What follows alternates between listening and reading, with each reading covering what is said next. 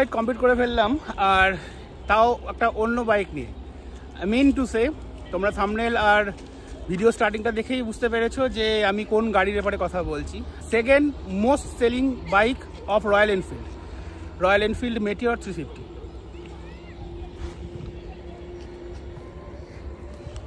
Welcome back to the channel everyone, and I hope you all are doing absolutely fine. আজকে এই ভিডিওটার খুব যে দরকার ছিল তা না, কিন্তু এই গাড়িটাকে তোমাদের সামনে মানে আমার নজর দিয়ে একবার দেখানো আমার কর্তব্য এবং আমার ভালো লেগেছে, সেই কারণে তোমাদের সামনে এই গাড়িটাকে তুলে ধরলাম। রাস্তার পাশে আছি, একটু আওয়াজ টাওয়াজ আসছে, কিছু লোকজন যাচ্ছে, তো প্লিজ মাইন্ড করো না। সেই বলে আজকে ভিডিও শুরু করি। বলবো গাড়িটা টোটাল 2000 কিলোমিটার অ্যাপ্রক্স আমি চালিয়েছি। ডুয়ার্স রাইড গেছি, এসছি, ফগের মধ্যে চালিয়েছি, রাতেও চালিয়েছি কিছুটা। তোমরা যারা ভিডিও না দেখে থাকো তারা ডেফিনেটলি চেক করো, দেখতে পারবা। ফগেও চালিয়েছি, ভালো রাস্তাও চালিয়েছি, একটু অফ রোডিংও ছিল, আবার একটু মানে 6 লেন হাইওয়েও ছিল। সব মিলিয়ে গুছিয়ে গাড়িটা একঘর গাড়ি, এটা মানে আমার পয়েন্ট অফ ভিউ থেকে আমি বলবো। বাট তাছাড়াও কিছু ভালো কিছু খারাপ এই গাড়িতে ডেফিনেটলি আছে, সেইগুলো মেনলি বলা এবং সেইগুলো মেনলি পয়েন্ট করার জন্য এই ভিডিওটা। প্লাস আজকে যে দাদাটার গাড়ি আমি তোমাদের সামনে তুলে ধরবো, সেই দাদাটা অলরেডি গাড়িটা কিছু বছর হয়েছে কিনেছে, বেশি চালায় না। দাদার একটু সমস্যা হয়ে আছে বলে দাদা বেরোতে পারে না, তবে দাদা আমাদের মতনই রাইড এনথুজিয়াস্ট, আর প্রায় 8000 কিলোমিটার অন অফ চালিয়েছে। আমার তরফ থেকে যেটা আমার ভালো লেগেছে তার মধ্যে ফার্স্ট হলো গাড়ির কমফোর্ট। আমি এই 2000 কিলোমিটার যেটুকু গাড়ি চালিয়েছি, অ্যাপ্রক্স 2000 কিলোমিটার আমরা ধরে নিচ্ছি, যেটুকু গাড়ি চালিয়েছি সেইটুকু আমার কষ্ট বলতে কিছুই হয়নি। জাস্ট যাওয়া আসা, তেল ভরেছি, গাড়ি চালিয়েছি, গাড়ির কোনো রকম ল্যাগিশ ফিল হওয়া, আন্ডার পাওয়ার, ওভার পাওয়ার কিছু ছিল না। স্মুথ হাইওয়েতে আর সেমনি স্মুথ জেনারেল ছোট রাস্তাগুলোতে। তবে হ্যাঁ, একটা ড্রব্যাক হলো এই গাড়ি খুব ভাঙাচোরা অফরোডিংয়ে যাওয়ার জন্য গাড়ি না, তো সেটা প্রথমেই বারণ করব। এইটা হলো স্ট্যান্ডার্ড টায়ার, যেটা এখনও দাদার গাড়ির আছে। লাগানোর মধ্যে দাদার গাড়িতে এক্সট্রা করে ফগ লাইট লাগানো আছে, আর হর্নের মডিফিকেশনটা আমার পার্সোনালি দরকার হয়নি, তবে হ্যাঁ ফগ লাইটের দরকার দাদা খুব ছিল। আমি যে গাড়িটা জ্বালিয়ে নিয়ে গেছি সেই গাড়িটাতে ছিল না দাদার গাড়িটা, আর আমি যে গাড়িটা নিয়ে গেছি সেম মডেল, ওটা ছিল বাই কালার, সিঙ্গেল কালার। এটাই হলো ডিফারেন্স গাড়ির মধ্যে। একটা জিনিস যেটা দাদার গাড়িতে বলবো প্লাস পয়েন্ট, সেটা হলো দাদা গাড়ির যে হেডলাইট ছিল, হেডলাইট বাল্ব যেটা ছিল সেটা চেঞ্জ করে নিয়েছে।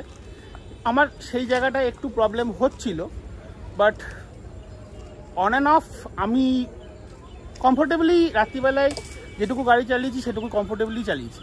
লাইটটা যদি একটু পাওয়ারফুল হতো ভালো হতো, বাট যেটা নেই সেটা তো নিয়ে আর বলা যায় না। তাই জন্য আমাদের যে দাদার গাড়ি এটা, সেই দাদা অলরেডি দুখানা অক্স লাইট লাগিয়ে নিয়েছে কমফোর্টের জন্য। কারণ যখন লং হাইওয়ে ওভারনাইট গাড়ি চালানো হয় তখন অক্সিলারি লাইট যে কোনো গাড়িতে, আমি এটা বলবো না যে রয়্যাল এনফিল্ডকে বলছি তা না, আমার কেটিএমেরও সেম। যখন আমি লং হাইওয়ে ওভারনাইট রাইড করছি তখন ডেফিনেটলি একটা অক্স লাইটের দরকার হয়, না হলে পরে গাড়ি রাস্তায় মানে অ্যাটলিস্ট হাইওয়েতে গাড়ি চালাতে খুবই কষ্ট হয়। আরেকটা প্লাস পয়েন্ট যেটা আমার তরফ থেকে লেগেছে সেটা হলো এর ফুয়েল কনজামশন। ভাই মাস্ট ফুয়েল কনজামশন। আমার টোটাল 3000 টাকার তেল লেগেছে কৃষ্ণনগর টু ডুয়ার্স এবং ব্যাক। ছোটোখাটো ট্যুর মোটামুটি 1000, 2000, 3000 কিলোমিটার হাইওয়েতে, লোকালে এই গাড়ির জুড়ি মেরা ভার। এবার দাদার সাথে তোমাদেরকে পরিচয় করায় যার গাড়ি এবং যে গাড়িটাকে রেগুলার বেসিসে অন অ্যান্ড অফ লংয়ে ছোটো ট্যুরগুলোতে ব্যবহার করছে। দাদার নাম হলো ঋষিদা, আর যারা আমার অনেক আগেকার ভিডিওগুলো দেখেছো, পুরুলিয়ার ভিডিও যারা দেখেছো, তারা ঋষিদাকে খুব ভালো করে জানো এবং দেখেছেও। সেই দাদা যার বিরিয়ানিতে গন্ধ পেয়েছিল। দাদা এই গাড়িটা পুরোপুরি দাদা ওন করে, আর দাদা আমাকে পারমিশন দিয়েছে এই গাড়িটার উপরে ভিডিও বানানোর জন্য। সেই কারণে দাদার গাড়িটা নিয়ে এসে দাদাকেও নিয়ে এসেছি। তোমরা স্টার্টিংয়ে যে ড্রোনের যে ভিডিওটা দেখলে সেটা হলো দাদাই চালাচ্ছে। তো দাদার গাড়ি, দাদা এই গাড়িটা আমার থেকে ভালো এক্সপিরিয়েন্স করেছে, কারণ প্রায় 8000 কিলোমিটার দাদা রান করেছে গাড়িটাকে। তো সেই জায়গা থেকে দাদার কাছে কিছু কোশ্চেন আছে, সেগুলো ছুড়ে দেবো, আর আশা করি তোমাদের যে কোয়ারিগুলো বা গাড়িটা নেবো কি নেবো না, সেটা তোমরা ওখান থেকে খুব ভালোভাবে পেয়ে যাবে। তাহলে এক কথাই বললো, গাড়িটা তোমার কেমন লেগেছে? গাড়িটা অসাধারণ গাড়ি। এই বাজেটের মধ্যে যে এত ভালো একটা ক্রুজার, যারা ট্যুর ছোটোখাটো ট্যুর বা শহরের মধ্যে চালাতে চাই, এর থেকে ভালো গাড়ি আর দ্বিতীয়টা হতে পারে। আচ্ছা, আর কি কি খারাপ লেগেছে? খারাপ বলতে দেখো, এটা প্রত্যেকটা গাড়ির একটা মানে পজিটিভ দিক থেকে একটা নেগেটিভ দিক থাকে। এর যেটা জিনিস আছে সেটা হচ্ছে ওয়েটটা যেমন শহরের জন্য ছোটোখাটো জায়গায়, যেমন আমরা কৃষ্ণগড়ের মধ্যে এত বেশি কনজাস্টেড এরিয়া, সেখানটায় গাড়ি যদি হ্যান্ডেল করতে হয় সরানোর ক্ষেত্রে কিন্তু ওয়েটটা খুব ম্যাটার করে, অসুবিধা হয় প্রচুর। একদম একদম। আর কিন্তু এই ওয়েটটাই আবার পজিটিভ হয়ে যাচ্ছে কখন, যখন আমি হাই রোডে ক্রুজ করছি। হাই রোডে যত জোরে হাওয়া দিক বা যত হোক না কেন, গাড়ি কিন্তু একটু নড়ে না। যেটা অন্যান্য হালকা গাড়ির ক্ষেত্রে দেখা যায় যে একটু দিক দিয়ে একটা মানে বড় বাস বা কোনো একটা লরি চলে গেল, তার হাওয়া ধাক্কাতে কিন্তু গাড়ি নড়ে যায়। এর ক্ষেত্রে কিন্তু সেই জিনিসটা হয় না। তা হয় না। এটা আমি যেটুকু চালিয়েছি সেটুকুতে আমিও বুঝেছি যে দাদা এই গাড়ির ওয়েটটা এর একটা বিশাল বড় প্লাস পয়েন্ট। আমি যে গাড়িটা নিয়ে গেছিলাম সেটা কিন্তু স্টক লাইট লাগানো ছিল, অতটা ভালো লাগেনি। তোমার কেমন কি? স্টক লাইট আমি যখন কিনেছিলাম তখন তো হ্যালোজেন বাল্ব আসতো, এখন তো দেখছি মডিফাই করে আবার ওই এলইডি বাল্ব দেওয়া শুরু করেছে। এলইডি লাইট পুরো কনসোল সেট চেঞ্জ করে দিয়েছে গাড়ি। তো আমি সেই জন্য আগে থেকে এটা ওই নাইটাই লাগিয়ে নিয়েছিলাম হেডলাইটে। আচ্ছা। আর তারপরেও যদি আমার একটু অক্সিলারি লাইটে একটু হাইড্রো গেলে একটু অসুবিধা হয়, কারণ স্পিডে থাকলে তো অসুবিধা হয়। তা হয়। গাড়ি যখন হালকা মানে স্লো যায় 40-50 অব্দি কোনো অসুবিধা হয় না, কিন্তু ওর উপরে যেই স্পিড ওঠে হেলমেটের পরে থাকলে দেখতে ভীষণ অসুবিধা হয়। ওই জন্য একটু বেশি জোরালো আলো দরকার হয়। অনেক হয়তো বলবে এত লাইট লাগানোর কি দরকার আছে, ঠিক আছে? সেটা হচ্ছে তাদের জন্য যারা বোঝে না লাইটের কি দরকার আছে হাই রোডে। তাহলে সেই বলতে গেলে আমার গাড়িতে তো 4খানা আলো, কিন্তু হ্যাঁ আলোর দরকার আছে, হাইওয়েতে আলোর দরকার আছে। আলোর দরকার একদমই। হ্যাঁ, যে জায়গায় মানে জনবসতি জায়গায় কোনো শহরের মধ্যে ঢুকছি বা যেখানে আলো দরকারই নেই, সেই সমস্ত জায়গায় এই অনেকে দেখেছি এই অক্সিলারি জ্বালিয়ে বোকার মতো। ওই যে একটা দেখো, একটা কমন কথা আছে যেটা হলো যে Rhodes R filled with idiots. একদমই তাই, Rhodes R filled with idiots. But সেখানে কিছু তো পাগল থাকবেই। একদমই তাই। কিছু বিচার করে তুমি যদি কাউকে রেকমেন্ড করো, ডেফিনেটলি রেকমেন্ড করবো আশা করি এই গাড়িটা। একদমই 100%। খুব সুন্দর গাড়ি, চোখ বন্ধ করে সবাই নিয়ে নিতে পারে। এত কমফোর্টেবল গাড়ি এই দামের মধ্যে আর পাওয়া যায় না। এটা বাস্তব কথা। আর দাদা একটা কথা তোমাকে আমি ছোট করে জিজ্ঞাসা করবো, সেটা মডিফিকেশন কি করেছো? মডিফিকেশনটা হচ্ছে পুরোপুরি সাবজেক্টিভ ব্যাপার। কারোর কোনো জিনিসে ভালো না লাগতে পারে, আবার কোনো জিনিস ভালো লেগে গেলে যার তারা মডিফিকেশন দরকার হয় না। আমার যেমন অসুবিধাটা হয়েছিল প্রথমে, গাড়ি আমি যেদিন কিনে আনি, মানে আমি যখন প্রথমে গাড়িটা দেখতে যাই, গাড়িটা দেখেই মানে আমার ফ্যামিলি আছে, আমার একটা মেয়ে আছে এবং বউ, ওয়াইফ মিলে আমরা 3 জন মিলে গাড়িতে বসতে পারছিলাম না। আচ্ছা। তখনই আমি মনে করি যে গাড়িটা সিটটা এক্সটেন্ড করতেই হবে। আচ্ছা। আমি যেদিনকে গাড়ি কিনে আনি শোরুম থেকে বের করে, সেদিনকে আমি 6 এক্সটেন্ড করেছি। মানে এটা কি শোরুম থেকে করেছো? না, আমি এটা নিজে থেকে লেথ থেকে করিয়ে নিই। লেথ থেকে করে নিয়েছো? আচ্ছা আচ্ছা আচ্ছা, ঠিক আছে। যতটা বাইরে আছে তাতে অসুবিধা হয় না আর বসতে। আচ্ছা, এই একটা করেছি। আর লাইট অক্সিলারি লাইটের দুটো লাগানো আছে। হ্যাঁ, লাইট, হর্ন আর এলইডি। হ্যাঁ, হর্নটা একটা হর্নে খুব কম আওয়াজ হতো, তো সেই জন্য একটা এক্সট্রা হর্ন লাগানো আছে। আচ্ছা আচ্ছা, ঠিক আছে। আর এখানটায় একটা মোবাইল হোল্ডার আছে, চার্জারের পোর্ট দিয়েছে কোম্পানি, কিন্তু মোবাইল হোল্ড করার কিছু দেয়নি। হ্যাঁ, না ওটা কোম্পানি দেয় না, ওটা আমি এটা বলবো না, কারণ আমার গাড়িতেও যখন চার্জার দিয়ে দিয়েছে কিন্তু হোল্ডার দেয়নি, ওটা হোল্ডারটা আলাদা করে, এটা সব কোম্পানিরই তাই। ওটাকে সাবজেক্টিভ বলে ওটাকে ইয়েটা দিচ্ছিল না, ডমিনার একটা করছিল না, ডমিনারে করেছিল, কিন্তু সেটা আমি ঠিক আমাকে পজিটিভলি বলতে পারবো না কতটা ভালো আর কতটা খারাপ। আচ্ছা আচ্ছা, ঠিক আছে।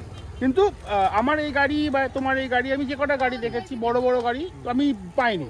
আচ্ছা, হ্যাঁ। তারপর আর ইঞ্জিন ওয়াইজ বা এরকম কোনো কিছু কি করেছো? ইঞ্জিন ওয়াইজ তুমি কিছু করো না? ইঞ্জিন ওয়াইজ কিছু করতে লাগেও না, কোম্পানি যা দিয়েছে তাই, আর ইঞ্জিনিয়ার কি করে। আর আমি একটা তোমাকে ছোট জাস্ট আমি এটা আমার কি জায়গা থেকে তোমাকে আমি কথাটা জিজ্ঞাসা করছি, কারণ দেখো, to be very honest and to be very frank, Royal Enfield, Krishnanagar, Royal Motors আমার সাথে খুব ভালো বিহেভিয়ার করেছে। আমি কিন্তু কাস্টমার না হয়েও অ্যাজ এ কাস্টমার তোমার তাদের ওপিনিয়নটা কি? না, ভালো, ওদের ব্যবহার ভালো, সার্ভিসও ভালো। আচ্ছা, আমি যখন গাড়িটা নিয়েছিলাম তখন একটা ওই লকডাউনের পর একটা টানাপোড়েন চলছিল, তখন গাড়ি আমার 6 মাস ওয়েট করতে হয়েছিল। 6 মাস ওয়েট করেছি? 6 মাস ওয়েট করতে হয়েছিল।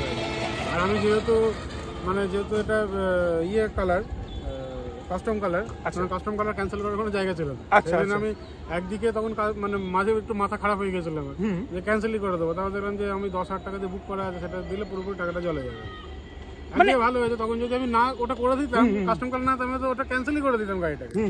মানে সেই জায়গায় এখানে মানে ফালতু জিনিসই হতো, কিন্তু একটা জিনিস রয়্যাল এনফিল্ড কৃষ্ণনগর বলতে হবে মানে A1, মানে কারণ আমার সঙ্গে দাদা এখন সত্যি কথা বলতে গেলে আমি দাদাদের সঙ্গে গেছি, আমার খুব ভালো লেগেছে দাদাদের।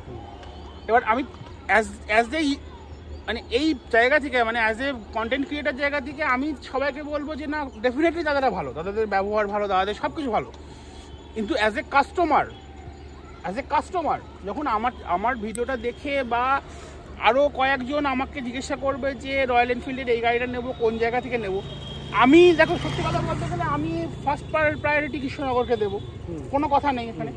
এবার অ্যাজ এ কাস্টমার তোমার জায়গাটার জন্যই আমি তোমাকে জিজ্ঞাসা করলাম, নাথিং এলস। আর এইটা কোনো পেড ভিডিও না, আমি তোমাদেরকে অ্যাডভান্সেই বলছি, এটা কোনো পেড ভিডিও না।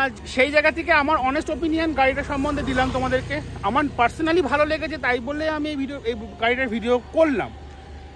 আর যদি খারাপ লাগতো বা কিছু সেটাও তোমাদেরকে বলতাম যে এই জায়গাগুলো খারাপ লাগে, যেগুলো আমার খারাপ লেগেছে সেগুলো তোমাদেরকে ডেফিনেটলি বলেছিও। তো সব মিলিয়ে গুছিয়ে গাড়িটা কম্প্যাক্ট গাড়ি, ফ্যামিলি নিয়ে চলা যাবে আরামসে চলা যাবে, ফ্যামিলি নিয়ে আরামসে চলা যাবে, স্টাইলিশ চপার বা একটা চপারের মতন ভাব আছে, বাচ্চা হারলে এক্স্যাক্টলি। এটা বললে পরে আবার অনেকে খারাপ, হারলে যারা আছে তারা খারাপ মনে করবে, বাট সিরিয়াসলি বাচ্চা হারলে গাড়িটা A1। আর আমি আশা করি তোমাদেরকে একটা সলিড গ্রাউন্ড দিতে পারলাম যে এই গাড়িটা নেওয়া উচিত কি উচিত না, বা গাড়িটা কেমন হবে নিলে, আশা করি আমি দিতে পারছি। ভালো যেটা হচ্ছে গাড়িটার সব থেকে ভালো সেটা হচ্ছে ব্রেক। হ্যাঁ, ব্রেক দুর্দান্ত ব্রেক। এটা আমি এত ভারী গাড়ি এত জিনিস মানে এত সুন্দর থেমে যায় ব্রেক মারলে ইনস্ট্যান্ট, এটা মানে সত্যি কমফোর্ট তো আছেই, কিন্তু ব্রেকটা হচ্ছে A1। মোটামুটি তোমাদের সমস্ত রকমের কোশ্চেনের জবাব দিতে পেরেছি। আর সেই বলে দাদাকে থ্যাংক ইউ গাড়িটা দেওয়ার জন্য, ভিডিও করতে দেওয়ার জন্য, থ্যাংক ইউ দাদা, ওয়েলকাম। আর আশা করি তোমরা যদি যারা নতুন এই গাড়িটা নেওয়ার চিন্তা ভাবনা করছো তাদের কাছে একটা পজিটিভ দিক আমি দিতে পেরেছি, as a rider, as a customer আমরা দিতে পেরেছি। যদি ভিডিওটা ভালো লেগে থাকে ডেফিনেটলি চ্যানেলটাকে সাবস্ক্রাইব করো, সবার সাথে শেয়ার করো, লাইক করো, কমেন্ট করো, ইনস্টাগ্রামটাকে ডেফিনেটলি ফলো করো। সেই বলে আজকের ভিডিওটা এখানেই শেষ করছি। As always stay happy, stay safe and piece out.